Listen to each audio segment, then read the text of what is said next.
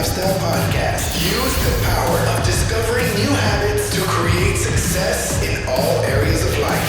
Body, fitness and nutrition, being, spirituality, passion and purpose, balance, marriage, kids and relationships, business, marketing, sales, leadership and systems. Transform your life by learning how habits work. And now your host, a husband, father, entrepreneur, trainer, coach, and warrior, Jesse Ewell.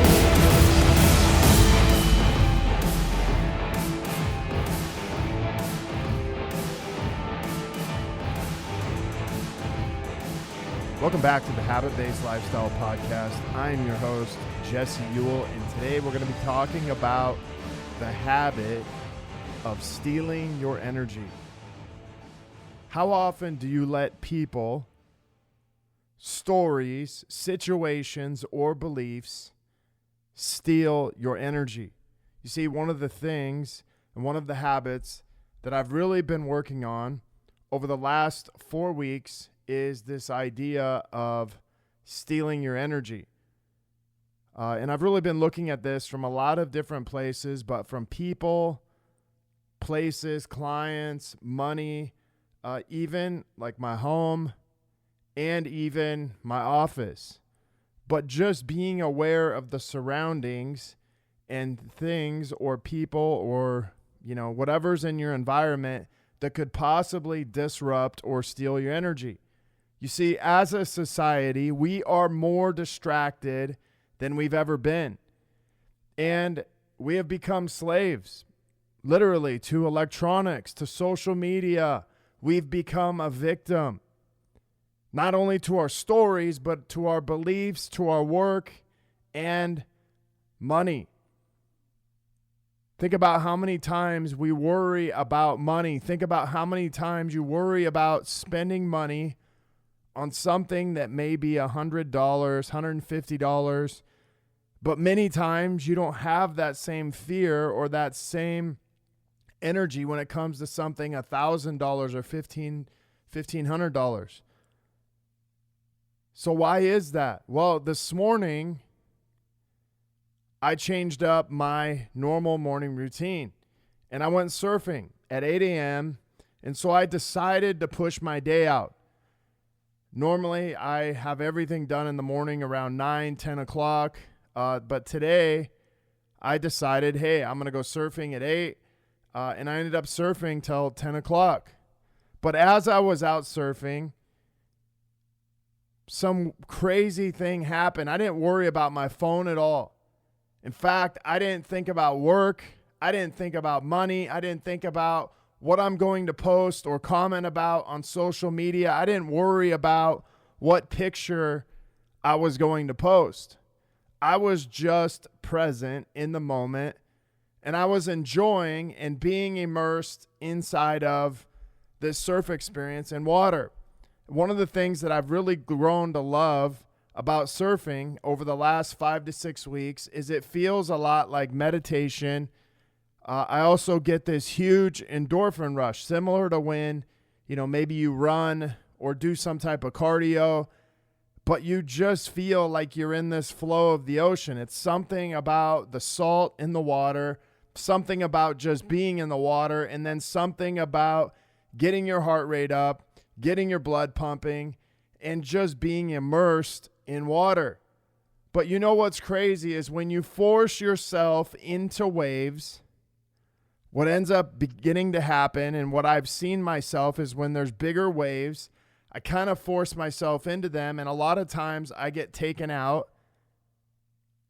But when I stop resisting the waves and just submit to the ocean, I find this freeing flow, this free type of flow that I actually go into. And the reason why is, the energy from the ocean is so powerful. But when you meet force with force, I have zero match for the ocean. Now, no matter how much I can bench or how strong I am, the moment that a wave hits me, I'm no longer really in control.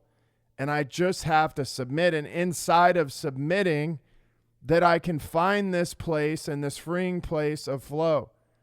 Now, this is the same as our energy. When I force my energy into something, I can meet all kinds of resistance. When I allow myself into the experience of life and energy, I find this sense of flow.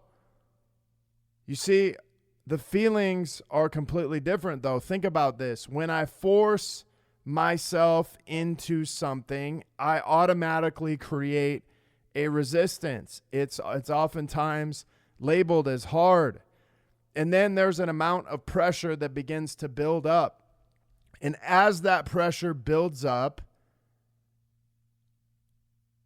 there's a small place and a small window that begins to open. This force I created, and it eventually will create even more resistance. It'll be even harder. And I'll say things like, man, that was really hard. I had to work through this. But when you're in this state of flow, flow creates this sense of freedom to express, freedom to open up, freedom to soften. And so as we think about these things, force and flow, what is actually stealing your energy? So we're going to shift this conversation to toxic people in our lives who make life difficult, who may force things on us. Maybe it's your spouse, maybe it's your kids, maybe it's your family, maybe it's your friends, maybe it's coworkers. It could even be social media.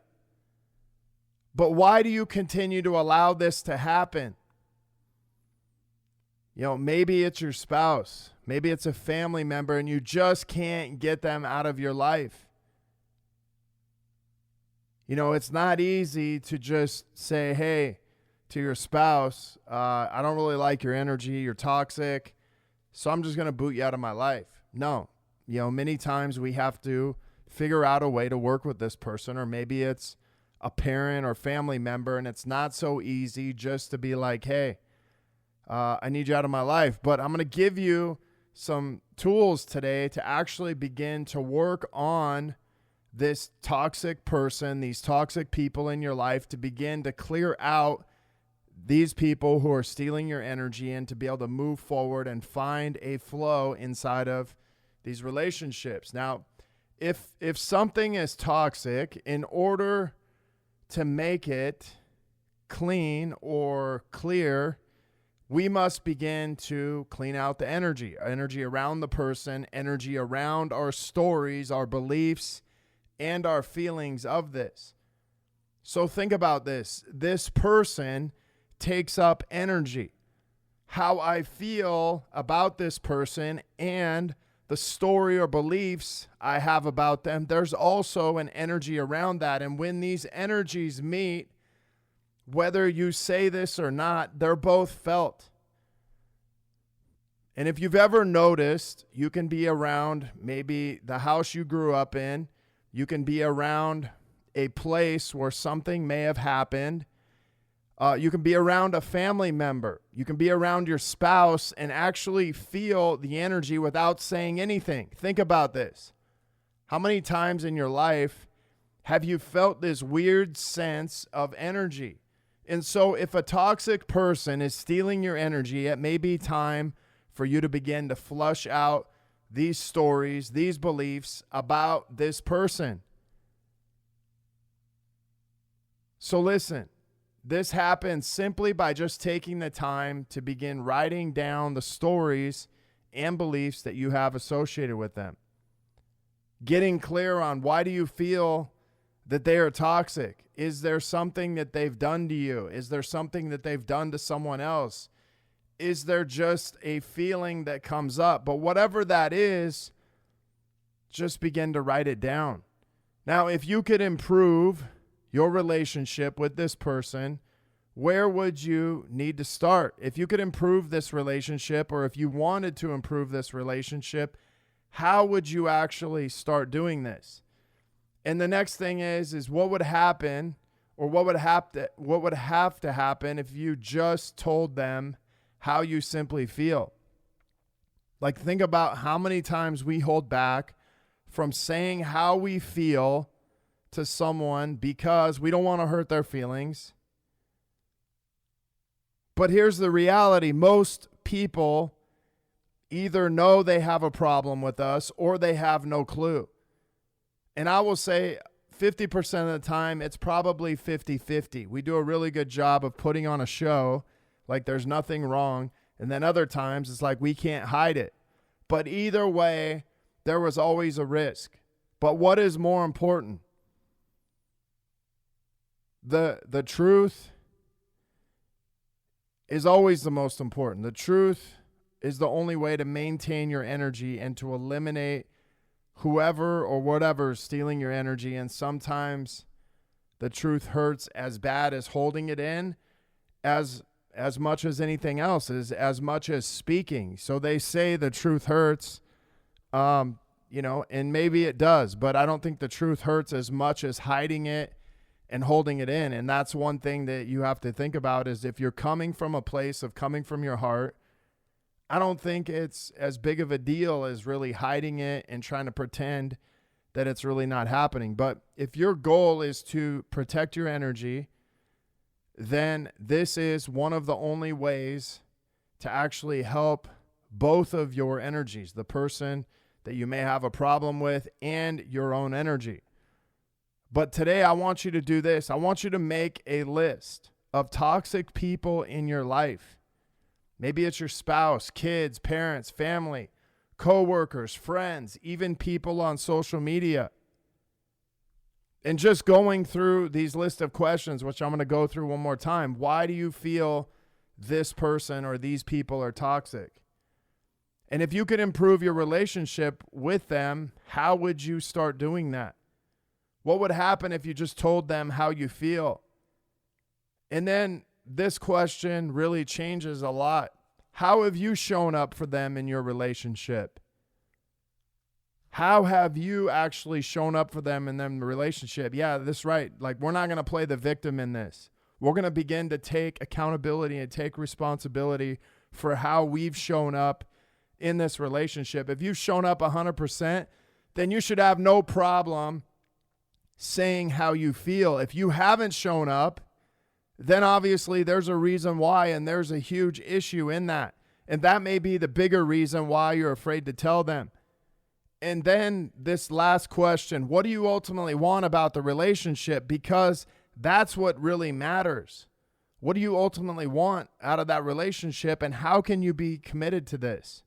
See, once you finish, you make this decision if you're going to actually talk to them, leave them alone, or just stop the relationship. I think either way, you choose those three decisions. I still think it comes up with a conversation, and I still think that matters for you and that person, whatever you choose. Now, listen, go back, answer these 5 questions, and I'm going to be back on next episode, which is going to be number 2 of clearing out this energy, clearing out this stealing your energy. And we're going to be working on, the next episode is going to be working on nutrition, diet, and things like that. So if you guys are looking to connect further with a group of like-minded people, join myself and so many others in my Habit-Based Lifestyle Secrets group on Facebook, where I'll be dropping daily habits to help you live to your full potential. If you want to be one of our next case studies and begin living this habit-based lifestyle, reach out to me,